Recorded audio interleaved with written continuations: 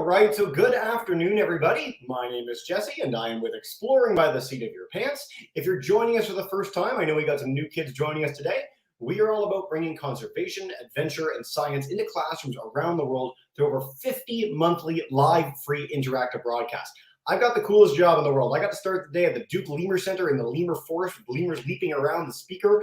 I went to dinosaurs with Club Rex, and now I get to head to Ripley's Aquarium of Canada in just a minute for a really, really special program. I'm going to make that introduction in just a minute, but I wanted to highlight a special partnership that we have going on first and play you guys a brief clip highlighting this exciting new opportunity.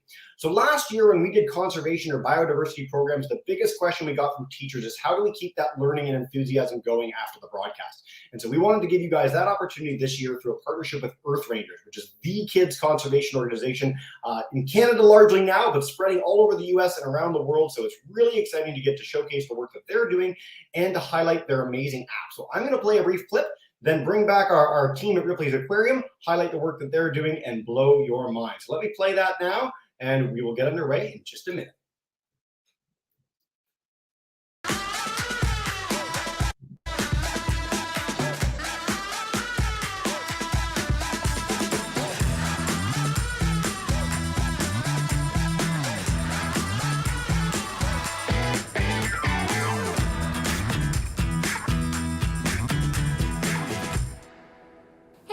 This is Kyla from Earth Rangers, and we are the Kids Conservation Organization.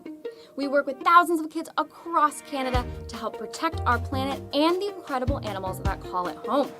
Now, I hear you love animals, and that's why I want to talk to you about the Earth Rangers app. But before we do that, I have a special guest with me that I want you to meet. This is Millie, the three-banded armadillo. Now, I'm going to put Millie down so you can see her up close and personal as she runs around.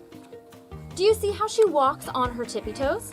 It might look unusual, but it certainly doesn't slow her down. These pointed toes actually come in handy when she needs to dig through the dirt or break apart tree bark to catch insects.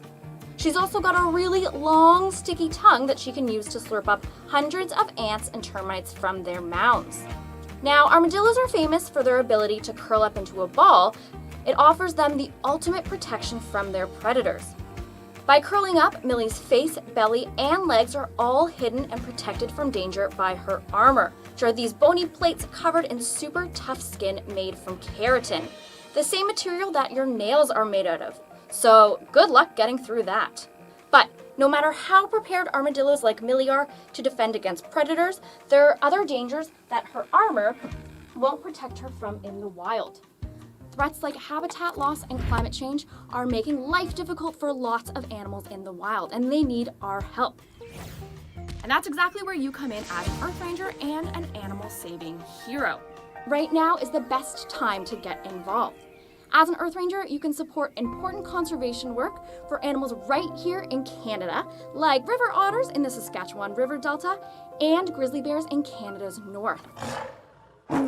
You can also do things like our missions, where you can get involved to make a difference in your own community. There's over 20 different missions to choose from, like Live, Love, Local, where we challenge you to shrink your carbon footprint by eating food grown locally, or H2O Harvester, where you can make a rain barrel to collect rainwater to help prevent harmful runoff from polluting local waterways. Just download the Earth Rangers app and become an official Earth Ranger member. You'll also have access to things like the Earth Rangers podcast, daily fun trivia questions, Wildwire blog, and so much more. But it gets even better. You'll earn points for everything you do as an Earth Ranger, and as you level up, new habitats, animals, and bonus items for your avatar will get unlocked. Now, Millie and I have a special gift for you. If you use the code Millie in the Earth Rangers app, you'll get 25 bonus points to start you on your animal saving journey. That's Millie, M-I-L-L-I-E. Don't forget to write that down. And remember, when you get home, don't forget to download the free Earth Rangers app to start saving animals today. Bye, everyone. All right, so thank you guys for that special message to begin our broadcast. And now what I want to do is dive in with our program. So Ripley's Aquarium of Canada has been one of our longest standing partners. They have done, I think, 50 plus broadcasts with us on everything from turtles to sharks to octopus, squid, all sorts of amazing creatures at the largest indoor aquarium in Canada. A really amazing place, and a place that I worked for many years. So it's really exciting to get the chance to take you guys there on a virtual journey today, especially with my two favorite educators, Caitlin and Danielle, some of the best people ever to work at Ripley's. So we're going to dive in today with their kelp forest. We're going to have a diver go in the tank. We're going to showcase the kelp forest, talk about why it's such an important ecosystem, and play a little bit of a Kahoot quiz at the end to test your understanding and have a lot of fun in the process. So without further ado, I'm going to turn it over to Danielle and Caitlin. Thanks so much for joining us today, ladies, and take us away. Hello, friends. I'm Danielle, and Caitlin will be our camera from below.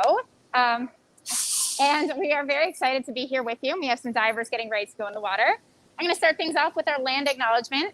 Ripley's Aquarium of Canada acknowledges that we are on the traditional territory of many nations, including the Mississaugas of the Credit, the Anishinaabe, the Chippewa, the Haudenosaunee, and the Wendat peoples, and is now home to many diverse First Nations, Inuit, and Métis peoples.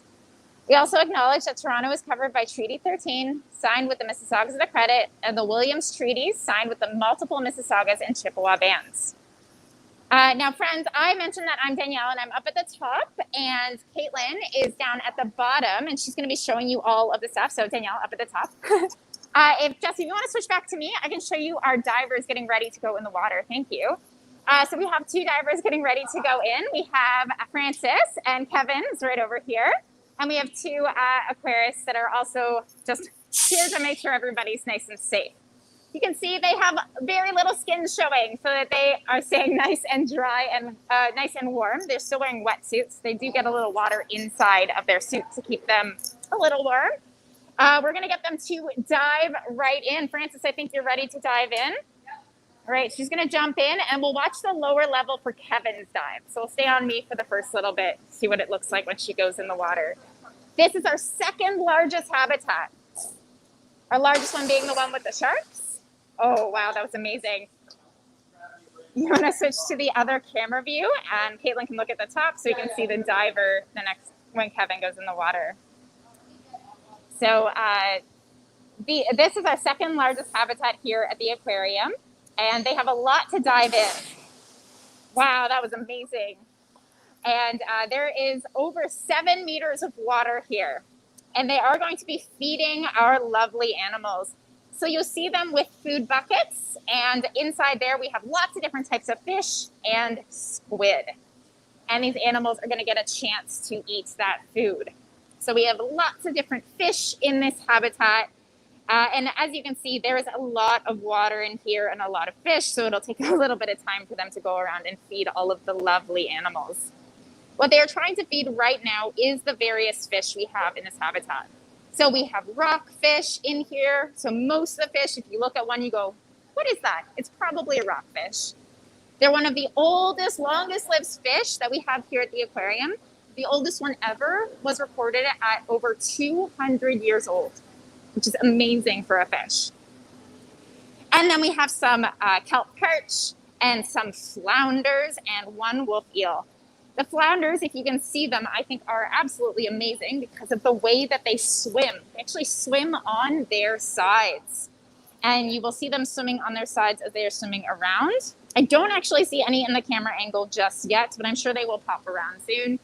When they start out, they actually look like a typical fish. And then when they grow larger, one eye moves from one side of their body through their head to the other side. So they have two eyes on one side of their head. It's just very similar to like how a stingray is adapted to look, where they have two eyes on one side of their head. Now, Caitlin's moving around, so if people don't get dizzy, we can always switch over to my angle. Excellent. So you can see our lovely fish from above. Usually I end up seeing some of our flounders hanging out up here. But if you're curious about those animals, you've probably actually already eaten one before, because flatfish like flounder, sole, and halibut are often found in fish and chips. So there's something that you probably have eaten before. Oh, I can see one in Caitlin's feed right in the middle. That's a flounder. You can see it's a very flat, skinny fish. And their relatives, the really, really big ones, are the halibut. And the reason that they evolved to be flat is there's nothing for them to hide or camouflage with where they naturally live. So the best thing to camouflage with is the floor. So they get big and flat like a carpet. One of the main things you will see in this habitat while you are watching the animals swim around is the kelp. Let's get a good shot of the kelp. Oh, lovely. Friends, I want you to take a guess inside your head. Do you think that the kelp that you're looking at is real? Maybe 3 seconds. I don't know. I love this multiple view, by the way. And by the way, for flounder, everyone just look up flounder eyes when they're done this broadcast. You've got to see them in the middle of the tank. See them up close. It'll blow your mind. So real or fake, guys, let me know what you think in the chat if you'd like on YouTube and StreamYard, whatever you want. But I think Danielle is going to tell us in a second. Yeah, I'll share with you the answer. So the kelp in here is unfortunately not real. So I'll show you what I mean. So Jesse, if you flip back to my camera view, this is what's actually in the habitat. So there's a bunch of kelp right here that was in the habitat. This is fake. It's plastic. It is not slimy. It is meant for the animals to have a nice safe place to find as like a shelter area to hide in. That's what our animals care about. They're not going to eat it. They are carnivores, so they're going to eat fish and squid, but not the kelp that lives in their habitat. The main reason we don't have the real stuff is not because it grows, like it would be damaging to the natural habitat to take it out. It's because it grows really quickly. Because it grows at around 60 centimeters a day under ideal growing conditions. That is so quick. It would be so difficult for us to maintain. We'd always have to go through and trim it. So you can see the kelp up at the top here.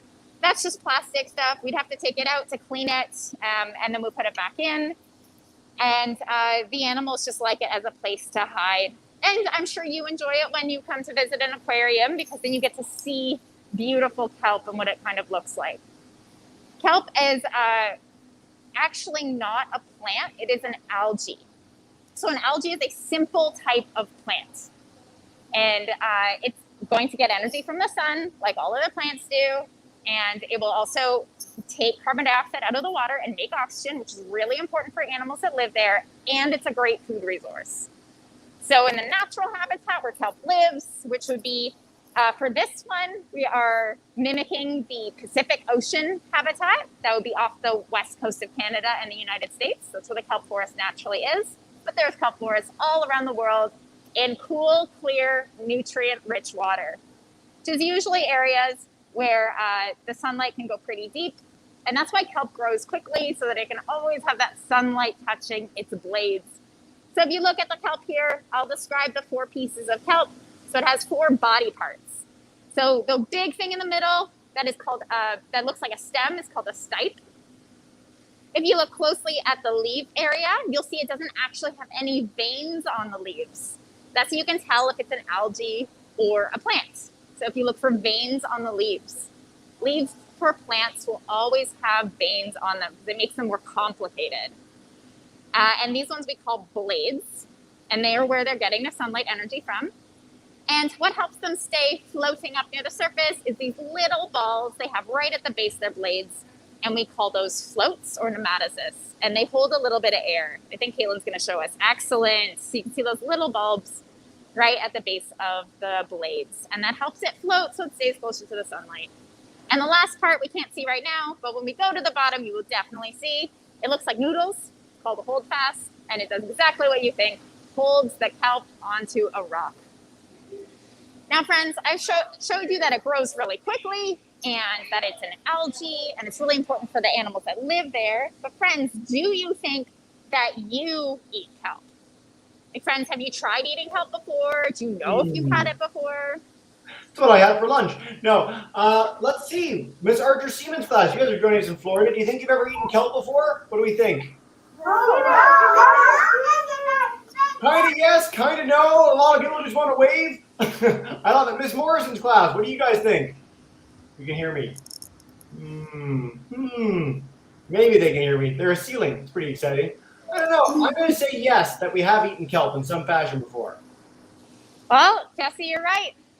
Most of us have actually eaten kelp without even knowing it. We extract carrageenan and alginate from kelp, and it's used in a wide variety of foods and products that we use all the time. So not only is it used in things that you would expect, like seaweed or sushi, or if you were to get a seaweed scrub for body scrub or face wash or a soap, but it's used in a lot of things where it's a hidden ingredient to help make the ingredients in that item stick together better. So it's really good at keeping things together. So it has been found in medicine. It's very good as a sustainable food resource in medicines because it can help those medical ingredients bind together and then release at certain points in your body, like say in your stomach. But they can also be found in things that you have in your bodies all the time, like toothpaste, ketchup, chocolate milk, and ice cream. And all of those have some form of kelp in them. And if you don't believe me, when you go home today, or if you're already at home, open up your refrigerator and find the container of cream. On the ingredient list, you will find carrageenan. That's what we get out of kelp. It's actually a really great resource because it grows so quickly. So we're able to get lots of different things out of kelp for us to use. And we're not taking out too much from the natural habitat. Because kelp is very similar to a plant, we can actually use a lot of those resources for our own gain. Like you could actually, there's a lot of new research in making kelp a really good barrier for blocking things like extra phosphates and other chemicals from farm runoff to running into the water because the algae will just absorb it and then you can put it back on the farmland. You can actually plastic print with algae instead of plastic. And those are all like really new forms of using algae. Because it grows so quickly, we are able to use it for a lot of different sustainable methods. Now, I know I've talked a lot about different ways that kelp is useful. The habitat, the kelp environment actually has a really important food chain in it. So the kelp is obviously eaten by something. And because it grows so quickly, it has to be eaten by something that, is able to control that population. So it eats it at a good rate. Oh, we can see the hold fast there. Thank you, Caitlin. That's the part that holds onto the rock. And the kelp would have to be able to, hopefully survive that animal eating it for too long. So the animal that actually eats it is not in this habitat because we don't want it to get confused. It's called a sea urchin. And they're a round spiky ball. And I think Caitlin is pretty close to a different habitat that has the sea urchins in it. So we can see what they look like. Oh, thank you, Jessie. That's wonderful. Sea urchins are a round spiky ball and they have 5 teeth on the bottom of their body. And they're going to use those in order to, there's a couple of purple sea urchins right there. Those 5 teeth on the bottom of their body, they're going to use in order to eat that holdfast part.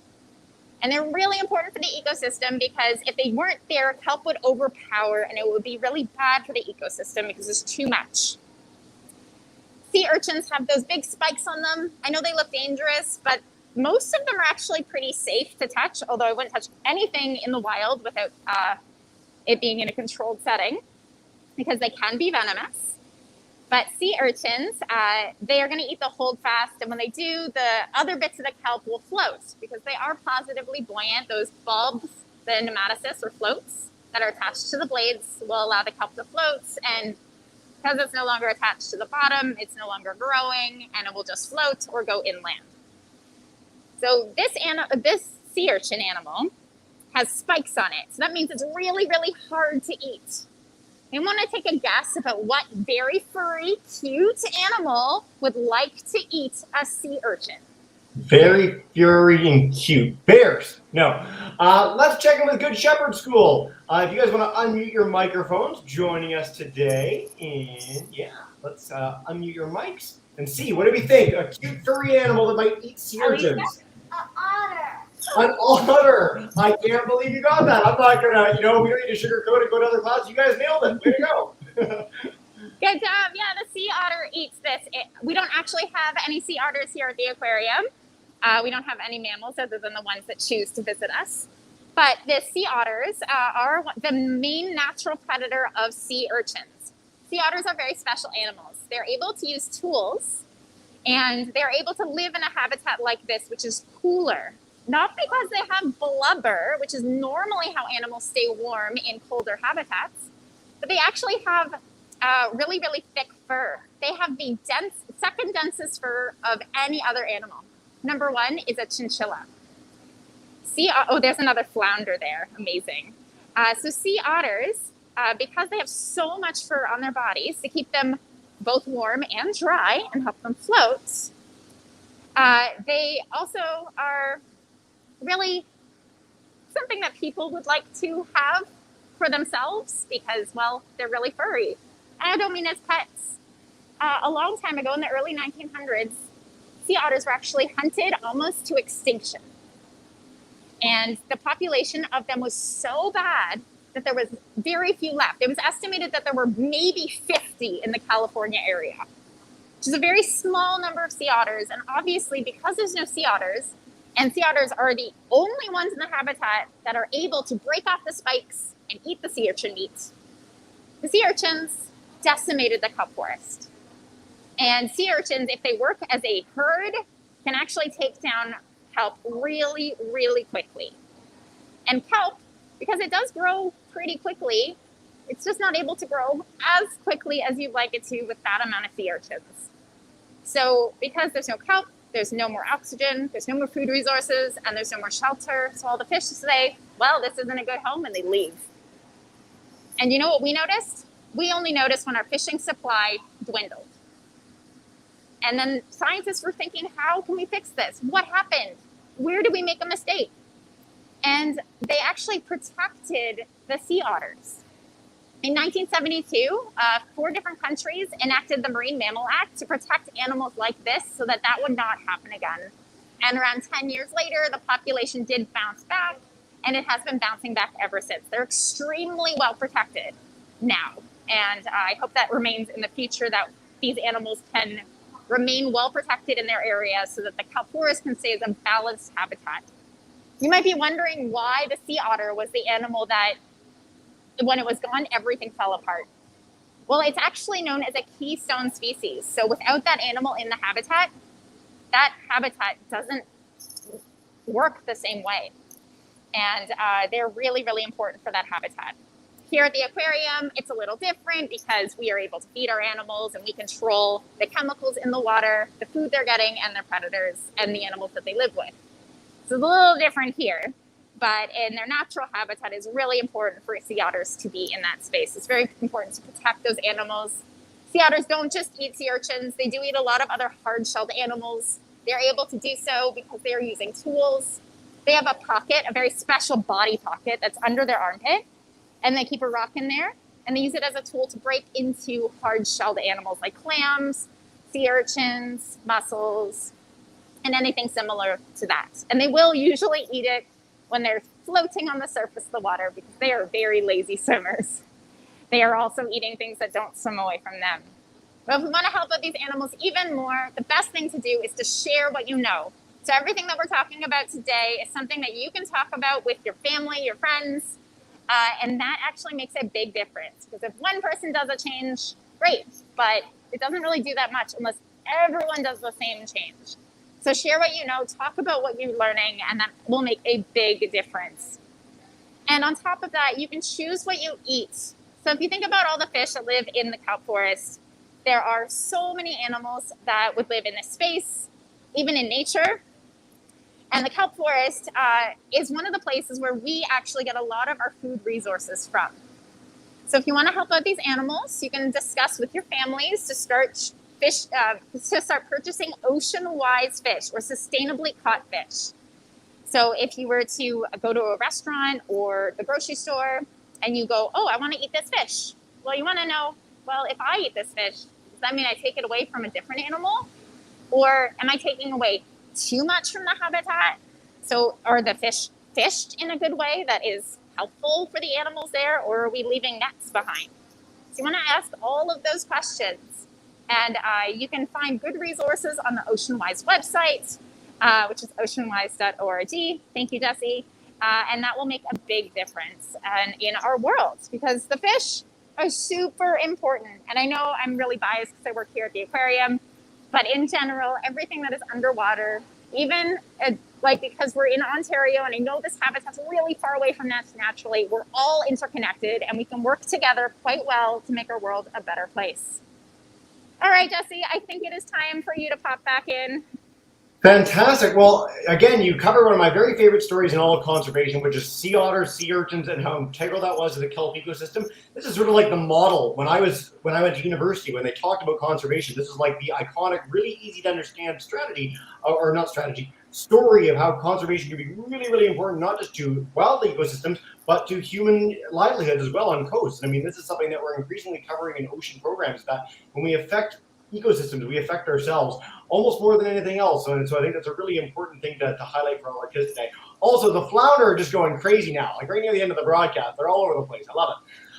Guys, what we're going to do is dive into the Q&A in just a minute. We had a few more classes join us after we got underway. Miss Morrison, Good Shepherd. We have our folks joining us, Miss Light Davis's class. So welcome into all of you.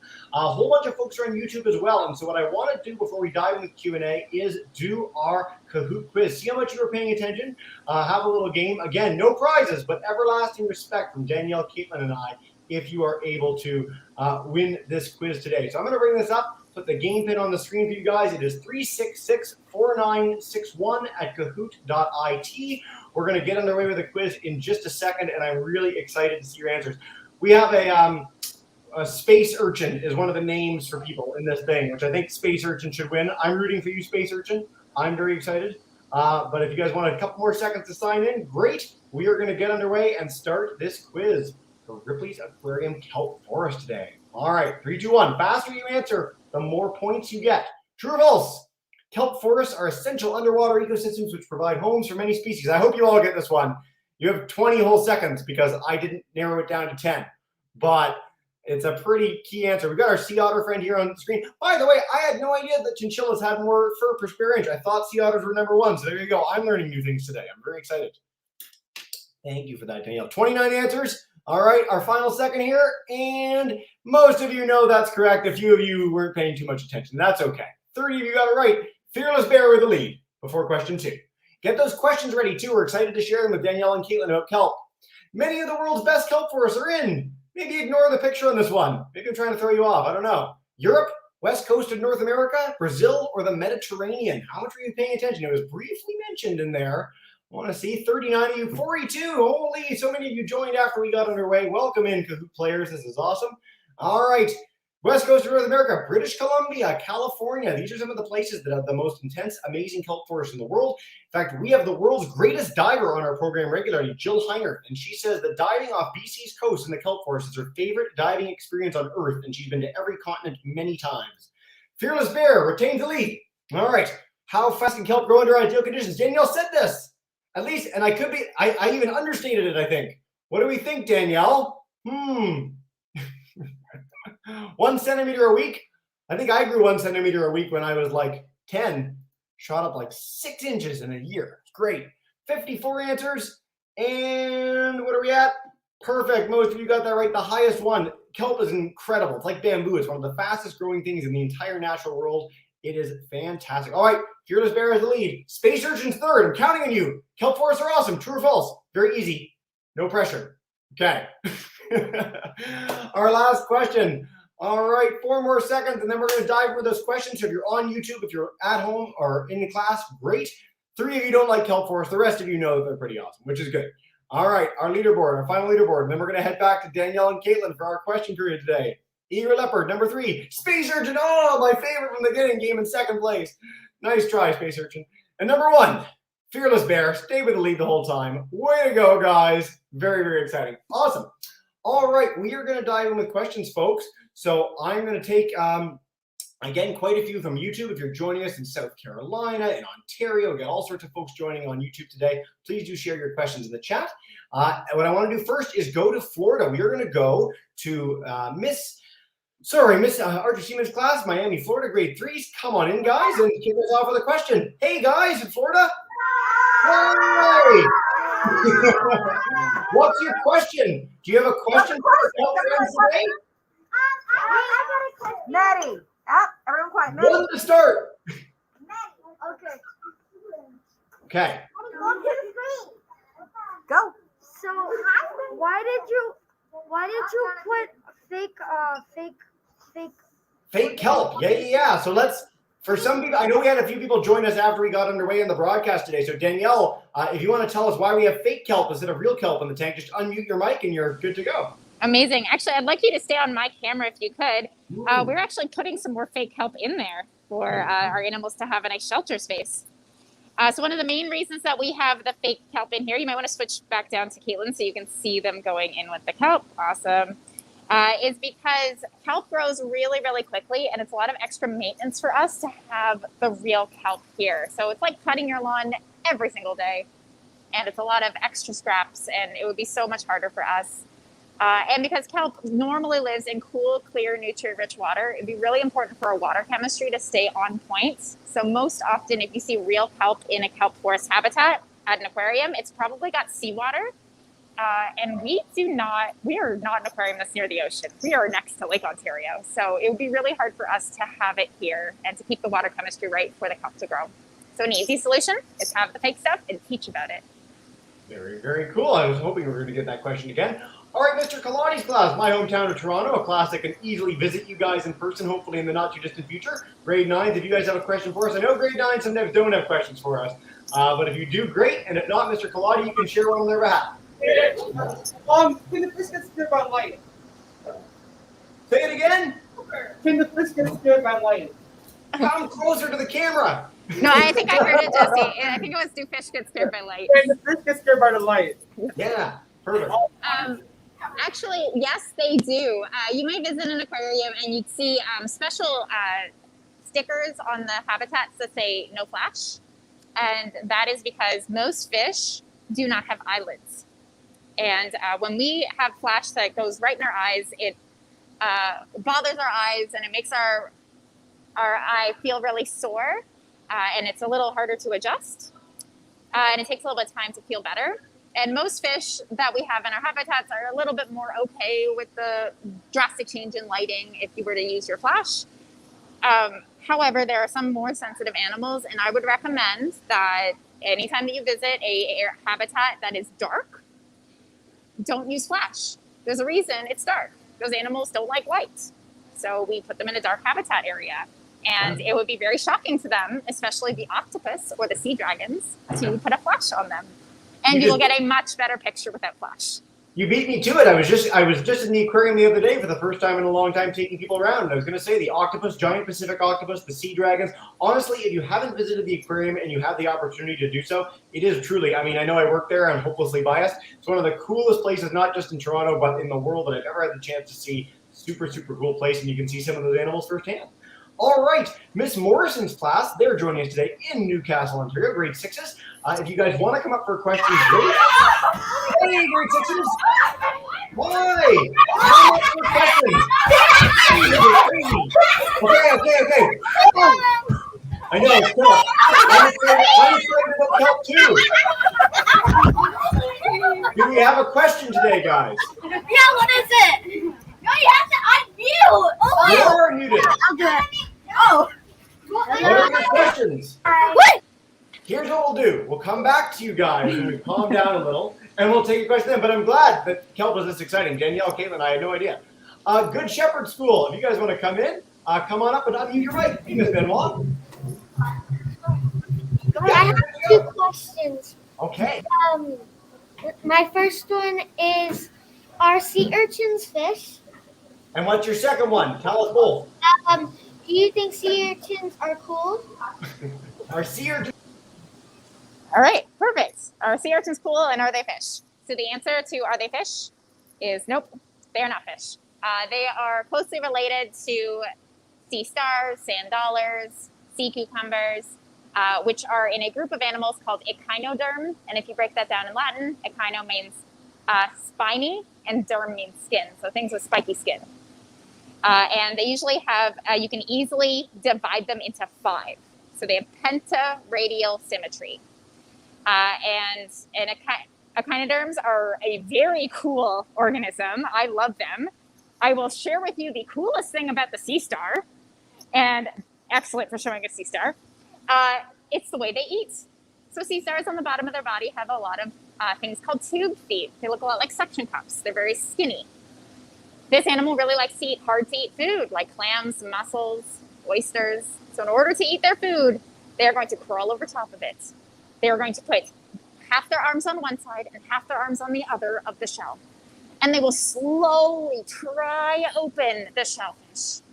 And then they'll open it as tiny as 1 millimeter. And they will do this over a long period of time. They will easily tire out the shellfish. And then they will take their stomachs from inside their body, throw them up into the other organism, and eat it from the inside out. And then swallow back their stomachs. And if that organism, for some reason, eats their stomachs, don't you worry, a sea star can grow them back just like they can grow back their arms. The very best part of that was the fact that you made the audible demonstration about throwing up the stomach. So thank you very much for that, personally. Awesome, guys. We're going to head back to Miss Morris's class. Welcome. Okay, I know. Relax. It's pretty exciting. So one of you come up for a question, unmute that mic at the top of the class, and then we'll head to our 5th and final live class before some YouTube questions. So Miss Morris's group, come on back up. Hello. I'm excited too. I love it. If you have a question for us today. Okay. What's our question?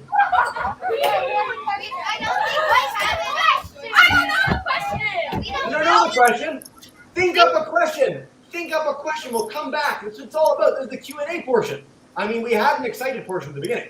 But let's head to Miss Light Davis, joining us in Toronto as well. 1, 2, 3. Unmute your mic, guys. And we can come for a question to you. Or let me know if you are on. Right now, your devices seem to be off. We're going to take a couple questions from you too, Caitlin and Danielle. Miss Lee Neal wants to know, how did you get the fish? How did you get the fish in the tank? So what's going on in the kelp forest tank? Oh, excellent. That is one of our most common questions is how do we get our animals here? So they come from 3 different locations. They are either born at our aquarium, or they're born at another facility and they are brought here, or they come from the ocean. In order to get an animal here, we use a crane. And I'm luckily very close to one. So you can see where the crane lets off here. And if I go farther back, you can actually see the crane over there.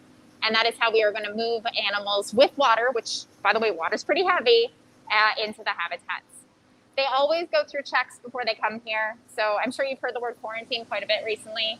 Our animals will go through quarantine before they come to our facility. Our quarantine location is in Buffalo. And they will make sure that they don't have anything from their previous habitat on them that could harm our animals, like parasites, or maybe they could have like a cold or a sickness of some kind, and we don't want that to happen. That could really harm our animals we have here on display. But we always have a vet on call and medicine that we can give our animals and vitamins, and we are in control of the chemicals and the water temperature, so we can change our habitat in order to help our animals out if they do happen to contract something while they are here. We try our best when we bring new animals in that they are going to work well with the animals we already have. And we try to make sure the water is the same before we move them into their new home so that they don't get scared or shocked. I absolutely love that you mentioned all those measures. And this is something that I always try and harp on when it comes to you guys at Ripley's Aquarium and other amazing facilities like the Duke Lemur Center, Toronto Zoo, and more. One thing that you guys can do as students, wherever you're joining from around the world, is if you're going to go to a place with live animals, check if it has CAZA in Canada or AZA accreditation. What this means is that it's at the highest standards of animal care. So they do things like quarantine the animals to make sure they don't pass sicknesses around. They do things like source their animals from sustainable sources so you're not taking endangered species out of the wild in any big number. So it's really, really important to go to facilities that have this level of certification because it means that you're supporting an institution that really, really cares about animals the way that you do. So thank you, Danielle, for that. And it's so neat to see the crane. So seldom are we behind the scenes to see that. That's kind of awesome. All right. Let me take a couple more questions from folks. Time flies and you're having fun. We're near the end of the broadcast, everybody. So Miss Morrison's typed a question. Hello, Miss Morrison. I'll come to you in person. Welcome in. Unmute your mic, and if you want to share that question live, you guys are super hype, and I love it. What is the question? You typed it in the chat. More fun to say in person. Come on, unmute. There we go. Take it live. Hi. Hi. Thanks for hosting us.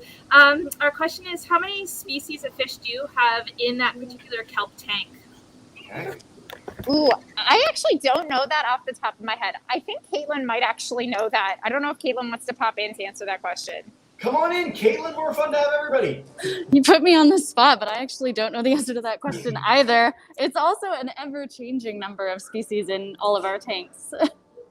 So we'll start counting together. 1, 2. It's a lot. It's a really, really diverse tank, and a lot of Ripley's Aquarium's tanks are. If you ever get the chance to see the Dangerous Lagoon or the Rainbow Reef, both of which we've had programs in, it's a really wide ecosystem. It's like a functional ecosystem in there. So it's really, really cool to see the diversity of species. So many, dozens, I think, of species at least are in that tank in some form or another, from the little invertebrates to some of the cool fish that you guys have and have the chance to show off today. So great question. And you took the one from YouTube that we were going to share next too, which is great.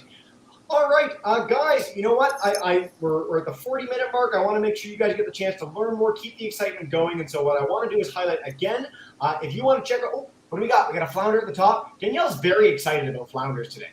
Very, very excited. RipleysAquarium.com/Canada. You can find out more about the amazing work that Ripley's has done to promote conservation, share their cool species with the world. They've also got an awesome YouTube channel, which is literally one letter away from being a reasonable URL on the broadcast here. But check them out on YouTube. So many great programs. They have virtual programs going on, and of course, they are open to the public. We got a chance to see some folks in there today. Hopefully everyone gets the chance in the general Toronto area to head to Ripley's. It's an amazing place, so much to discover. So thank you guys so much for joining us today. Danielle, Caitlin, is there any last message you want to share with kids about Kelp Forest, about Ripley's, that they can take home with them? Oh, I just want to share that this is one of the future sustainable resources. So all algae can be grown in an aquarium, in like a farm setting. So this could be the future of our plastics problem. So we could see this. So if you have the opportunity to buy an algae product, I would say do it. It might change the world. Very, very cool. Well, thanks, ladies. Buying sustainable products is something that we highlight in so many of our programs for conservation. Again, I want to bring up something really quick for any folks that want to keep the learning going. If you guys are at home and you're really excited to take part and keep that learning going, Millie is the code we are partnering with Earth Rangers. It's an amazing app, an amazing program to keep you guys excited about conservation. They are the kids conservation organization, so I encourage you to do so. And with that, as you know, everyone, we're going to bring in all our classes. So Good Shepherd and Miss Morrison's class. You guys are left. I know a few folks had to head for early lunch. Miss Morrison, you guys are the most excited class we've ever had, I think, today. So come on in and say a big farewell and thank you to Caitlin and Danielle. You're all in the broadcast. Thank you so much, everybody.